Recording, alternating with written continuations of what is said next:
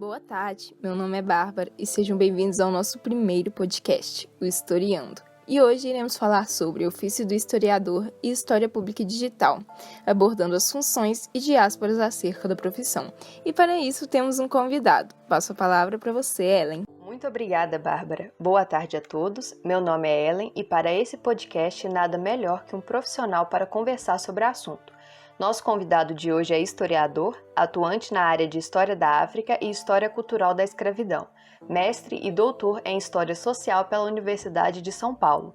Em 2017, foi vencedor do Prêmio SES para Jovens Cientistas Sociais da Língua Portuguesa e atualmente professor de História da África na Universidade Federal de Minas Gerais. Seja bem-vindo, Alexandre Almeida Marcucci.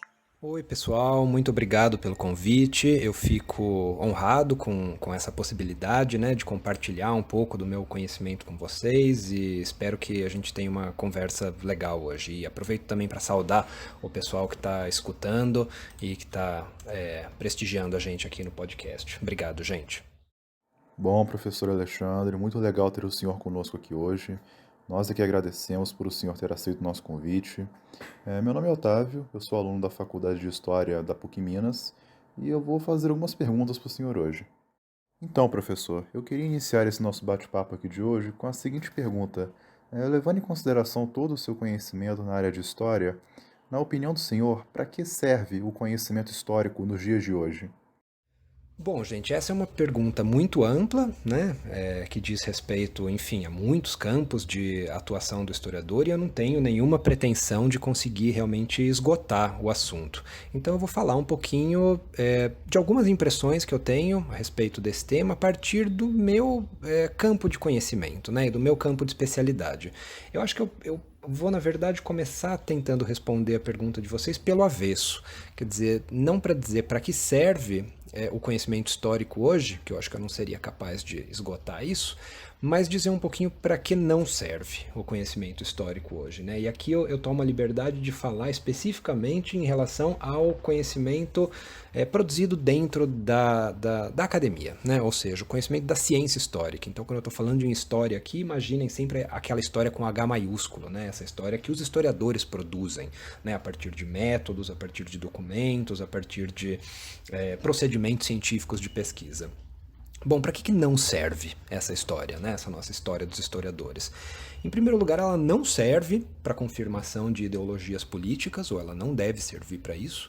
Ela não serve para justificar políticas excludentes, ela não serve para justificar ou para ancorar e fundamentar narrativas nacionalistas simplistas que excluam grupos sociais das sociedades a partir de pretensos mitos de origem ou a partir de pretensas narrativas sobre a pureza de certas populações. Então, eu acho que a gente está vivendo uma época em que a memória histórica, o conhecimento histórico tem sido crescentemente invocado para justificar políticas excludentes, para justificar projetos políticos conservadores e eu acho que em primeiro lugar é preciso ressaltar isso. A ciência histórica não serve para isso.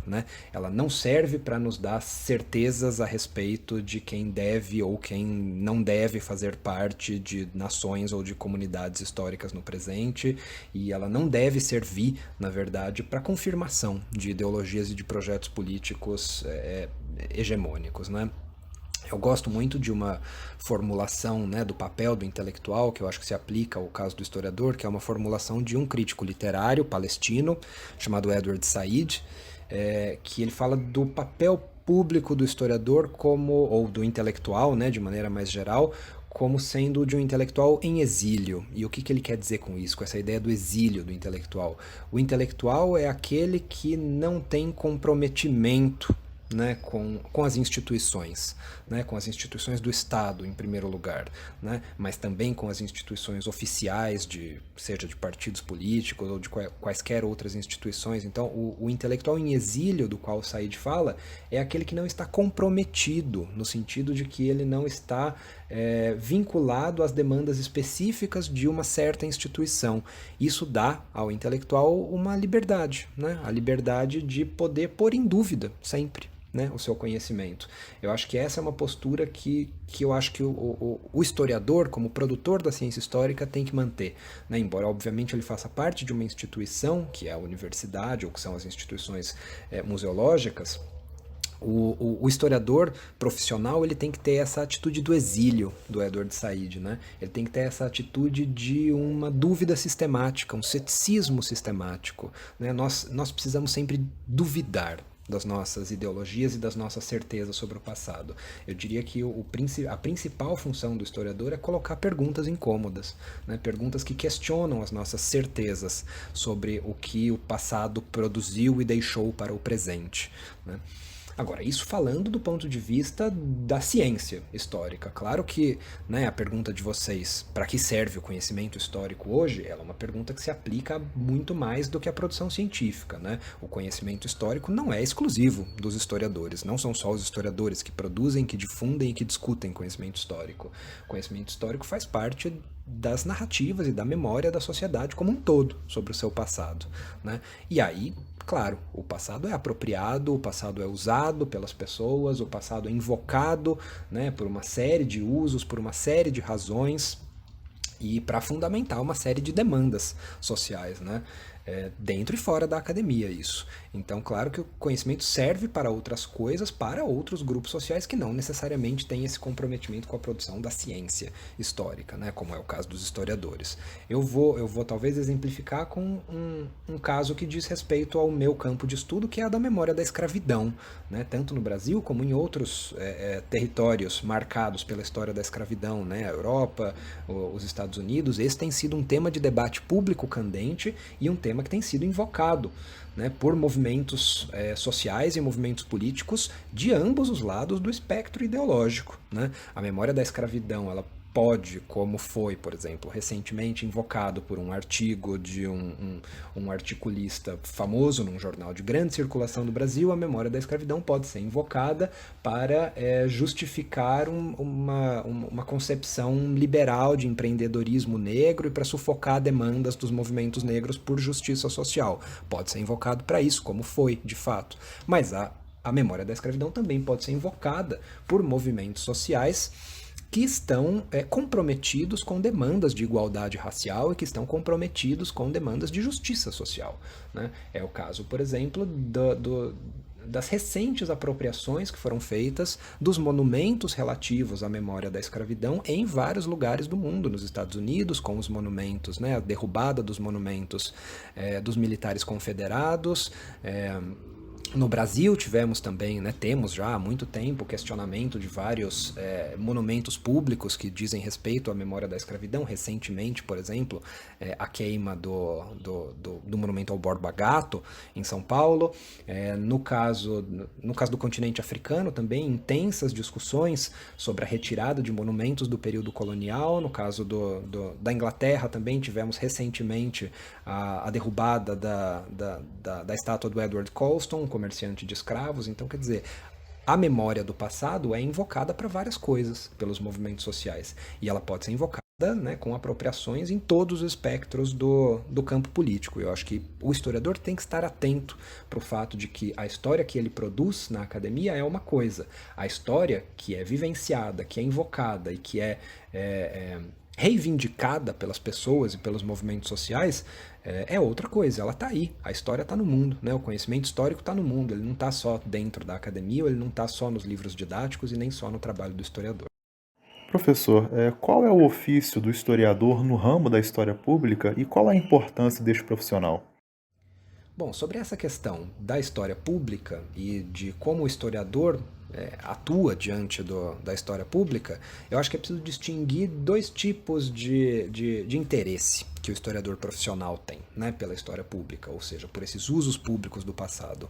Em primeiro lugar, o historiador ele pode se relacionar com a história pública, né? Ele pode atuar nesse campo analisando a difusão e a criação das memórias e narrativas do passado, né? Então, como eu comentei agora há pouco com vocês, essas várias narrativas sobre a memória da escravidão e sobre a memória do comércio de escravos, por exemplo, o historiador pode atuar, né, no campo da história pública analisando quais são essas narrativas, quais são as fontes das quais elas bebem e quais são as reivindicações políticas que elas fundamentam. Então, digamos, um papel talvez mais passivo do historiador nesse caso, né? Aí o debate público se torna objeto de investigação e de análise para ele.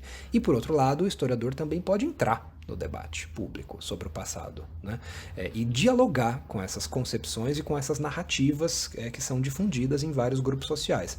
E aí, enfim, né, tem várias coisas que o historiador pode fazer ali, né? Ele pode difundir o conhecimento que é produzido dentro da academia, mas o mais interessante aqui não é adotar uma postura de que o historiador conhece a história verdadeira e ele vai ensinar ela para o público. Eu acho que essa é a pior postura possível para o historiador que age na história pública, né? Eu acho que o historiador que atua nesse campo, ele deve reconhecer quais são as demandas de diferentes grupos sociais sobre o passado, o que as pessoas querem do passado, e aí o historiador entra como um elemento que está lá, seja para problematizar certas narrativas, né, que têm certezas simplistas em excesso, ou seja, para fornecer os fundamentos para certos movimentos e demandas de justiça social, né? Agora, o historiador tem que abandonar essa pretensão didática de imaginar que ele tem a versão correta da história, né? O que ele tem é uma série de estudos sobre a história e ele tem a capacidade, ele tem, né, o potencial de fazer perguntas para o passado, né? O historiador aprende a fazer perguntas incômodas, muitas vezes. E eu acho que esse é um dos papéis do historiador na história pública também, fazer as perguntas para certas narrativas excessivamente cômodas, excessivamente simplistas do passado e narrativas que fundamentam projetos políticos excludentes, né, essencialmente. Professor, como o senhor acha que o meio digital facilita as dinâmicas e os processos do conhecimento histórico? Bom, o meio digital oferece uma série de recursos, seja para difusão do conhecimento histórico, seja para produção do conhecimento histórico pelos historiadores, né?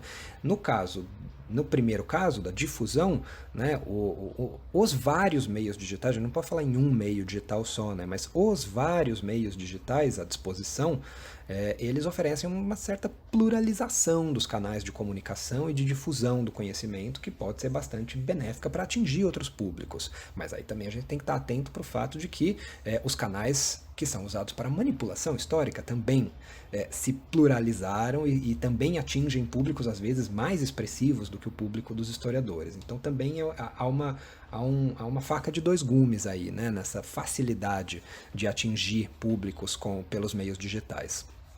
Agora, existe um papel importante também, né, dos meios digitais na produção do conhecimento histórico, ou seja, no trabalho que o historiador profissional faz na academia, na universidade, na pesquisa, né, que é o acesso a bases de dados, acessos a acervos bibliográficos e acesso a acervos documentais que estão digitalizados em instituições arquivísticas ao redor do mundo todo, e que se a gente fosse fazer uma pesquisa nos acervos físicos, precisaria viajar meio mundo para consultar os documentos, e hoje a gente pode consultá-los a partir de bases de dados digitais. Né? Então essa tem sido uma transformação que mudou radicalmente a cara como o conhecimento histórico é produzido hoje. Hoje nós temos acesso a uma massa documental muito maior do que no passado. Claro que também há os riscos, né? E há as coisas que a gente deve observar em relação a isso.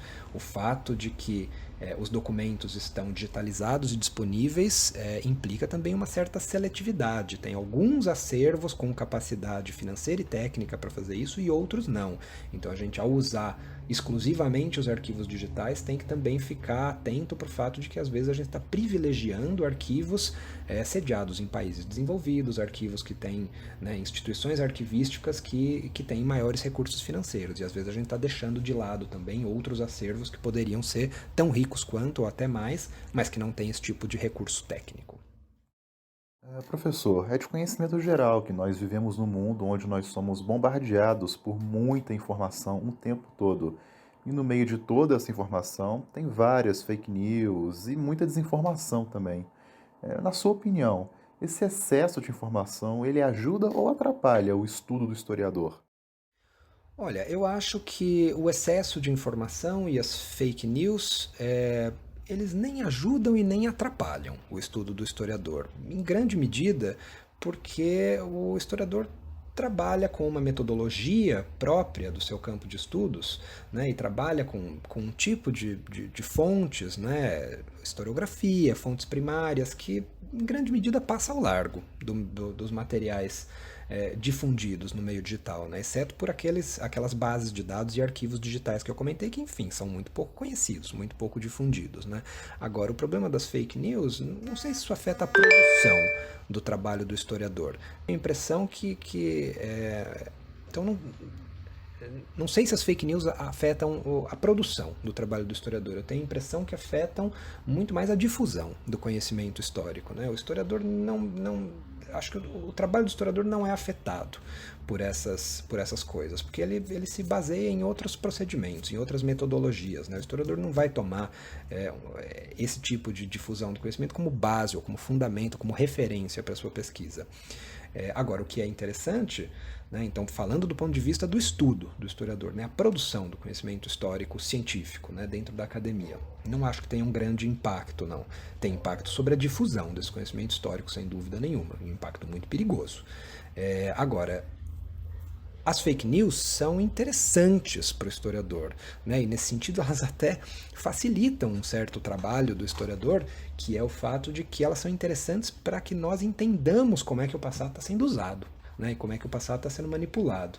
Quando a gente vê uma manipulação descarada de um certo passado, por exemplo, a promoção do passado da escravidão, ressaltando apenas a iniciativa dos alforriados negros que ascendiam socialmente, ignorando completamente o caráter excepcional dessas narrativas de ascensão social e de alforria. Quando a gente vê essas manipulações grosseiras do passado, isso é interessante para nós como historiadores para entender que tipo de uso o passado está sendo reivindicado por certos sujeitos, ou seja, né, a manipulação do passado é interessante para nós como objeto de análise, né? Mais do que como fundamento ou como fonte para a gente se aproximar do passado. As fake news, né? Essas manipulações, essas reescrituras deliberadas do passado, elas são material não para a gente entender o passado, elas são material para a gente entender o presente, para a gente entender este momento em que o passado está sendo adulterado, por assim dizer. E é isso, espero que tenha sido... que a conversa tenha sido proveitosa e espero que eu tenha podido contribuir com alguma coisa a partir de alguns dos pontos da minha trajetória de pesquisa. Agradeço de novo o convite e muito obrigado por essa conversa e por essa possibilidade de interlocução. Pois bem, encerrando o bate-papo de hoje, nós agradecemos muito a presença do professor Alexandre por ter aceitado o nosso convite, ter vindo aqui e passado um pouco do seu conhecimento para nós. Foi muito agregador, foi muito legal tê-lo conosco aqui hoje. E é isso. Até um próximo episódio.